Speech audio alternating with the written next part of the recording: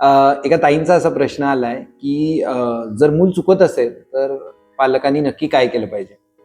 तर बरेच वेळा असं होतं, जेव्हा मूल चुकतं तेव्हा मुलाला ओरडलं जातं, त्याच्यावरती आरडाओरडा करून त्याला तो कसा चुकीचा आहे हे वारंवार सांगितलं जातं, त्याला एकटं पाडलं जातं आणि तो कसा चुकलाय याच्यासाठी त्याला खूप गिल्ट दिलं जातं, ह्युमिलिएट केलं जातं, वारंवार त्याची चर्चा होते.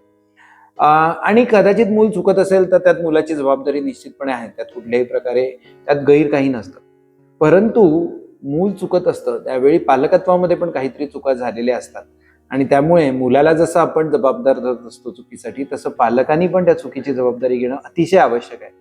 फॉर एक्झाम्पल, आत्ताच रिसेंटली वर्ल्ड कपमध्ये, म्हणजे जो महिलांचा वर्ल्ड कप झाला त्याच्यामध्ये जेव्हा आपल्या महिला जिंकल्या, तेव्हा त्या महिलांना त्याचं क्रेडिट मिळालंच, पण त्याचबरोबर आपले जे त्यांचे कोच होते त्या कोचना पण त्याचं क्रेडिट दिलं गेलं. असं नाहीये की फक्त त्या महिलांना त्याचं क्रेडिट दिलं गेलं. तर सगळ्यात महत्वाची गोष्ट आहे की कोच हा सुद्धा त्या टीमचा भाग असतो आणि जसं विजयाला ते स्पर्धक जबाबदार आहेत किंवा त्यातले पार्टिसिपेंट जबाबदार आहेत, तसे कोच जबाबदार असतात. त्याचप्रमाणे जर मूल चुकत असतील तर त्या मुलाचे कोच म्हणजेच त्याचे आई वडील हे तितकेच इक्वली रिस्पॉन्सिबल असतात.